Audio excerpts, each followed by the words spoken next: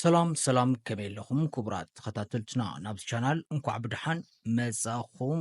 ሰላም ከመይ ኣለኹም ክቡራት ተኸታተልትና ንሎሚ እውን ከምቲ ልሙድ ሓደ ሓድሽ ሓበሬታ ኢና ሒዝናልኩም ቀሪብና ዘለና ኣብ ሰሙን ኩላትና እንዳሰማዕናዩ ከም ዝቐንና ሓፍትና ስነ ጥበባዊት ሜሮን ሃይለ ተመርዕያ ተባሂሉ እዩ። ኣብቲ ስነ ስርዓት መርዓ እውን ጥምቀት ከም ዘሕለፈት ጓል ከም ዝወለደት ብጣዕሚ ብፅቡቅ ኩነታት ከም ዝሓለፈ ኣብ ማሕበራዊ ሚድያ እንዳረኣናዮ ቀኒና ኢና ማለት እዩ። ግን ሓደ ብጣዕሚ ንብዙሓት ዘደንገፀ ንብዙሓት ዘደንፅኦ ነገር ነይሩ። ንሱ ድማ እቲ ዝወለደትሉ ወዲ ካብ ኖርዌይ ዝመፀ ዲያስፖራ ግን ድማ ኣብ ኖርዌይ ሓዳር ዘለዎን ኣቦ ክልተ ቆልዑን ከም ዝኾነ እዩ ዝወፅእ ዘሎ ሓበሬታ ማለት እዩ። ብዙሓት ሰባት ሓቂ ኣይኮነን እንዳበሉ ቀንዮም እዮም። ግን ሕጂ ኣብ መወዳእታ ተረጋጊፁ ኣቦ ክልተ ቆልዑን በዓል ሓዳርን ከም ዝኾነ ኣብ ኖርዌይ ዝነብሩ ኣሕዋትና ተዛሪቦምና ኣለዉ። እዚ ድማ ብሓበሬታን ብመረዳእታን ጌርና ኣዳሊናልኩም ኣለና። ክሳብ መወዳእታ ሓቢርኩም ኣፅንሑ። ሰናይ ጻንሒት። ስለዚ እቲ ወዲ ብርግጽ ንስነ ጥበባዊት ወይ ድማ ንሜሮን ዝሓሸ ኣረኣያ ወይ ድማ ፍትወት ከም ዘለዎ ምክንያቱ እቲኣ ወሊዳ እያ ናይ ገዛ እመቤት እያ ከምቲኣ ንሚድያ ቀረባ ኣይኮነትን ትፀባበቕ ዓይነት ጓል ኣይኮነትን ደቃ ትዕቢ ናይ ገዛ እመቤት እያ ከምቲ ዝበልኩኩም። ስለዚ ናብታ ስነ ጥበባዊት ሜሮን የዳሊ ከም ዘሎ ናብኣ ገጹ የምርሕ ከም ዘሎ ነቲኣ ናይ ምግዳፍ ድሌት የርኢ ከም ዘሎ እዮም ዝዛረቡ ዘለዉ። በዚ ምክንያት እዚ ድማ ንግድን ሜሮን ክትዝረባ ኣለዋ። ሜሮን ናይ ሰብ ሓዳር ኣፍሪሳ ናይ ባዕላ ሓዳር ክትሃንጽ ጌጋ እዩ። ከምዚ ዓይነት ጣጣ ኣብ ሂወታ ጽቡቕ የምፀላን ንቐጻሊ ጽቡቕ ሂወት ኣይትነብርን። ናይ ሰብ ሂወት ናፍረስኻ ንሰብ እንዳምባዕኻ ናይ ባዕልኻ ሂወት ምስራት ወይ ድማ ምህናፅ ከቢድ እዩ። ስለዚ ግደፍ እዮ እንዳተባሃለት እያ ብብዙሓት ሰባት ብፍላይ ድማ ኣብ ኡጋንዳ ንዝነብሩ ኤርትራውያን እንዳኸዱ ከምኡ ይብልዋ ኣለዉ ማለት እዩ። እዚ ሕዚ ብጣዕሚ ዘራራብ ዝኾነ ዛዕባ ኮይኑ ዘሎ ኣብ ኡጋንዳ ሜሮን እውን ካብቲ ኣስመራ ወፂኣ ናብ ኡጋንዳ ዝኸደትሉ ቀንዲ ምክንያት ነዚ እዩ። ምስቲ ወዲ ጽቡቕ ዝኾነ ርክብ ንምምስራት ከም ደስ ዝበሎ ክወፅእ ከኣቲ ናብ ኖርዌይ ክኸይድ ክመጽእ ማለት እዩ። ናይቲ ናይ ነፃነት ናይ መንገዲ ክረክብ ምእንቲ ብሓባር ጽቡቕ ግዜ ክሕልፉ ምእንቲ እያ ከምኡ ጌራ ማለት እዩ። ስለዚ እቲ ወዲ በርግጽ ክሳብ ሕጂ ዝበሎ ነገር የለን። ግን እቶም ሰባት ብቐረባ ዝፈልጥዎ ዘለዎ ኣካይዳ ጽቡቕ ኣይኮነን።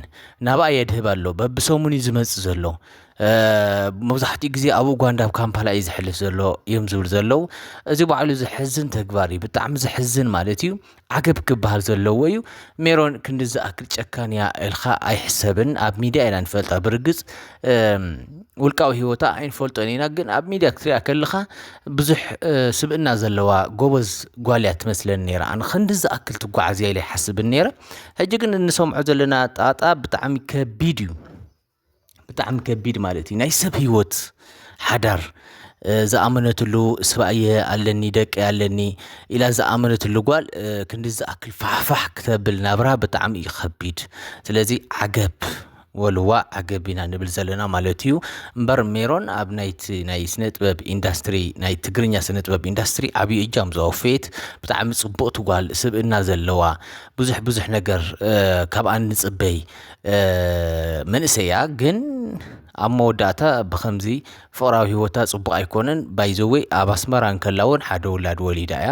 ንሱ እውን በዓል ሓዳር ካብ በዓል ሓዳር ከም ዝወለደት ይዝረበላ።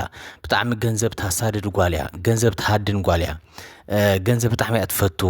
ገንዘብ ዘለዎ ሰብ ብጣዕሚ ንምቕራብ ኣይትጽገምን። ብቲ ዘለዋ ቅርፂ ኣካላት ቁመና ናይ ሰብነታ ብኡ ተጠቒማ እያ ምስቶም ሰብ ሃፍቲ ትቀራረብ ዝብሉ ሰባት እውን ኣለዉ እዮም።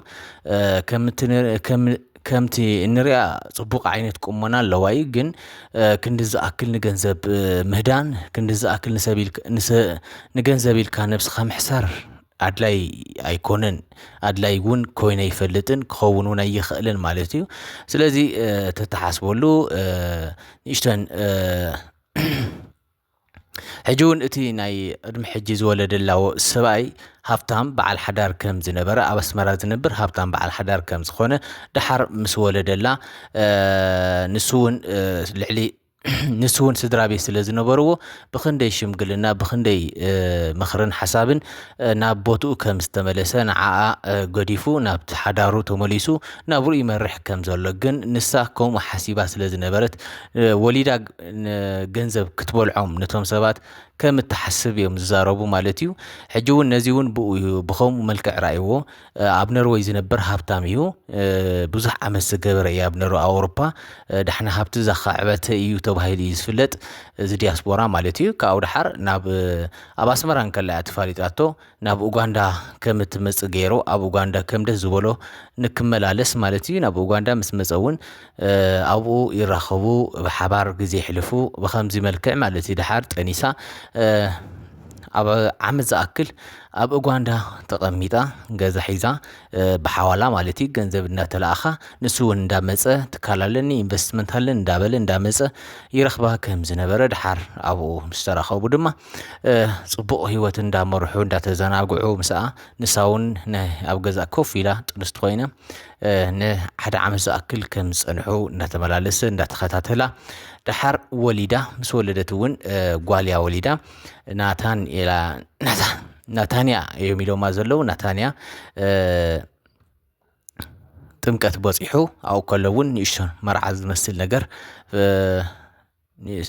መርዓ ዝመስል ስነ ስርዓት ፈፂሞ ማለት እዩ እዚ ከምዚ ኢሉ እዩ ተፈፂሙ ዘሎ እታ ኣብ ኖርዌይ ዘላ ጓል ግን እዚ ኩሉ ኣይትፈልጥን ሕጂ ግን ናብ እቲ ነገር ናብ ኣብ ዝሓለፈ ሰሙን ግን እቲ ነገር ናብ ሚድያ ምስ ወፀ እቲ ስነ ስርዓት መርዓ ኩሉ እውን ምስ ተረኣየ እታ ጓል ደንጊፃ ፈሊጣቶ ማለት እዩ ኣስባያ ንትካል ንኢንቨስትመንት ንኻልእ እንዳበለ ናብ ኡጋንዳ ዝኸዶ ዝነበረ ለካ ንስነ ጥበባዊት ሜሮን ሃይለ ለሚድዋ ናብ ውላድ እውን ከም ዝበቃዕ ተገንዚባ ሕጂ ናይ ባዕላ መልሲ ሂባ ዘላ ማለት እዩ ብሰንኪ ሜሮን ሂወተይ ሓዳረይ ኣብ ምፍርራስ ይርከብ ኣብ ሓደጋ ይርከብ እያ ትብል ዘላ ስለዚ በጃኺ ሜሮን ሓፍትና እቲ ትገብርዮ ዘለኸ ነገር ጌጋ እዩ ልቢ ገይርኺ ህድእ ኢልኺ ክትሓስቢ ክትምዝንዮ ክትርእዮ ኢና ንላቦ ማለት እዩ እዛ ጓል ብሰንኪኺ ሓዳረይ ኣብ ሓደጋ እዩ ዘሎ ኣቦ ደቀይ ክሕደኒ ደልዩ ኣቦ ደቀይ ይጠልመና ኣሎ ገዲፉኒ ይኸይድ ኣሎ በጃኹም ተሓባበሩኒ ኤርትራውያን ኣሕዋተይ ኣነ ኣብዚ ኣውሮፓ ዝፈልጦ ሰብ የብለይን ዝፈልጦ ነገር የብለይን ምስኡ እየ መፅአ ብሓዳር እየ ምፅኡኒ ናብዚ ስለዚ ገዲፉኒ ይኸይድ ኣሎ ኣነ ናይ ገዛ እመቤት እየ ምንም ሰሪሐ ኣይፈልጥን ብናቱ ኣታዊ እየ ዝመሓደር እያ ትብለና ዘላ ስለዚ በጃኻትኩም ኩልኹም ተሓባበርዋ ኤርትራውያን ኣሕዋትና ኩለና ንረባረብ እዛ ጓል እዚኣ ኣብ ሓደጋ ከይትወድቕ ብሰንኪ እዛ ስነ ጥበባዊት ማለት እዩ ኩላትና ሓቢርና ንረባረበላ እዛ ጓል ማለት እዩ ዝሓፍትና ስለዚ ናይ ሎም መደብና ነዚ ይመስል ነይሩ ክሳብ መወዳእታ ሓቢርኩምና ስለ ዝፀናሕኩም ብጣዕሚ ኢና ናመስግን ሰናይ ቅነ